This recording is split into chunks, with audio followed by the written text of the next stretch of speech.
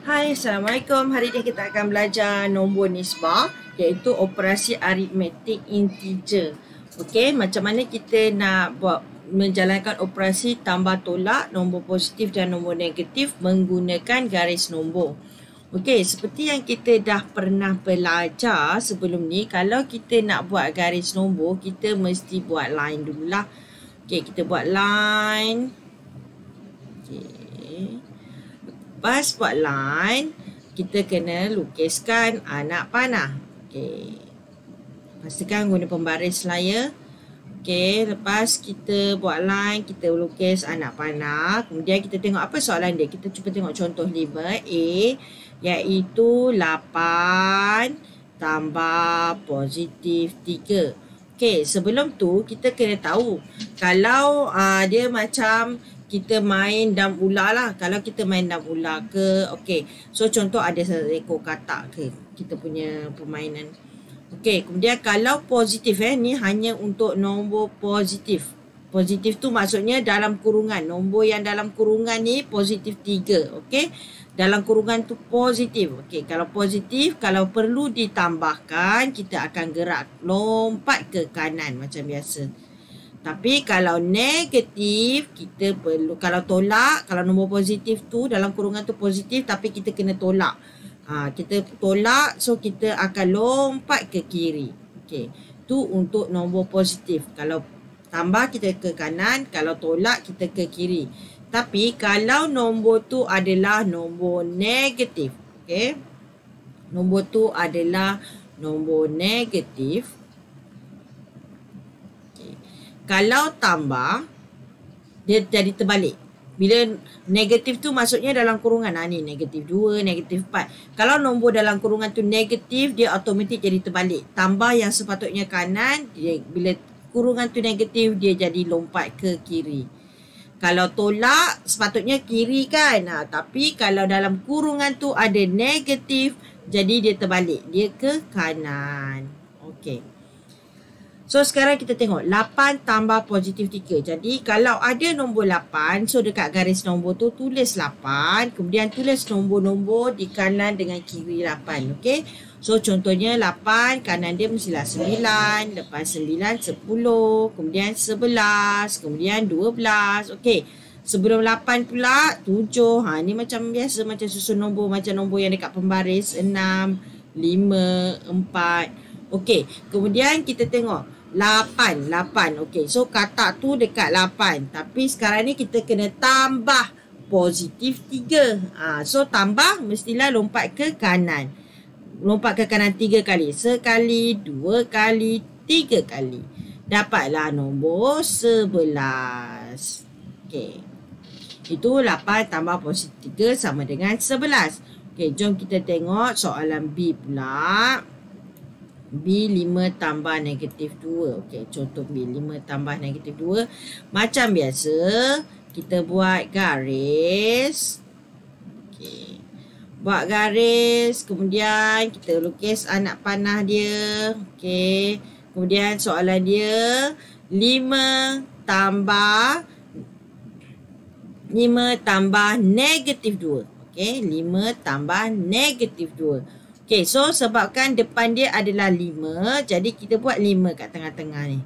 5, selepas 5, 6, 7, 8. Ni seberapa banyak yang kita rasa cukup lah untuk kita melompat. Kalau kita dah lompat-lompat tak cukup, kita tambah je lagi.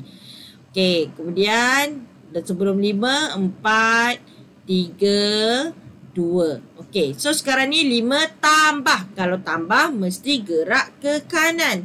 Tapi masalah dia dalam kurungan ada negatif. Ada negatif je, dia terus terbalik.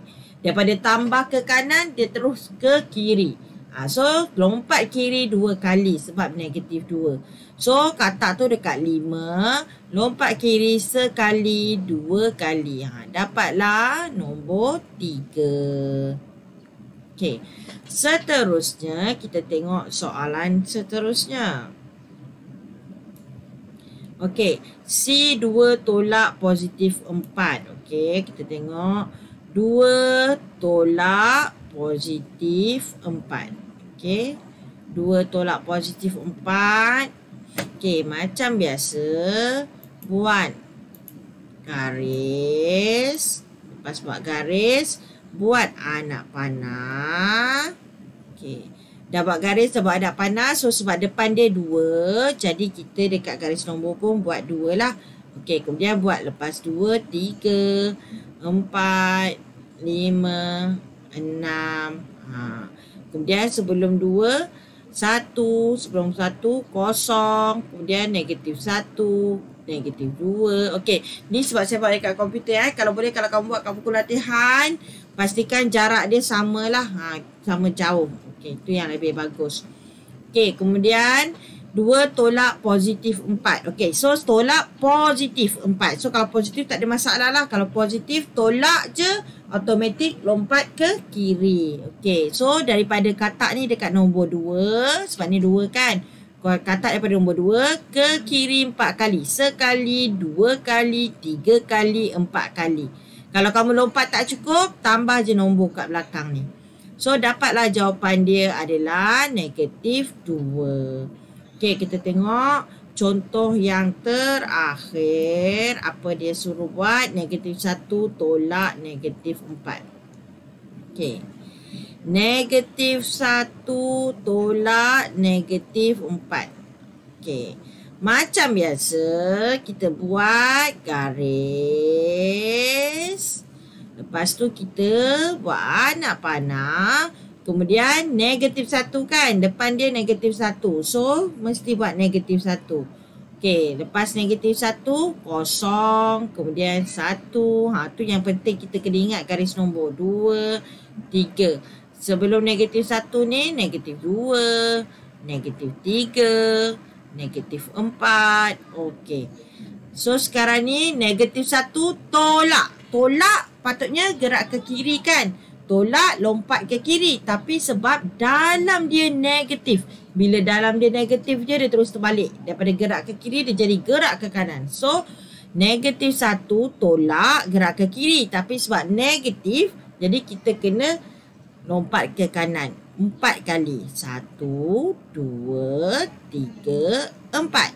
Dapatlah jawapan dia adalah 3. Okey. So, kena ingat kalau kita nombor tu positif. Maksudnya dalam kurungan dia tambah. Dalam kurungan ni nombor ni tambah positif. Maksudnya kalau tambah gerak kanan. Kalau tolak lompat ke kiri. Tapi kalau dalam kurungan tu tiba-tiba ada negatif. Tiba-tiba ada negatif iaitu tolak. So, kalau tambah dia jadi terbalik. Daripada kanan dia jadi kiri. Kemudian kalau tolak dia jadi terbalik daripada kiri kanan. Okey.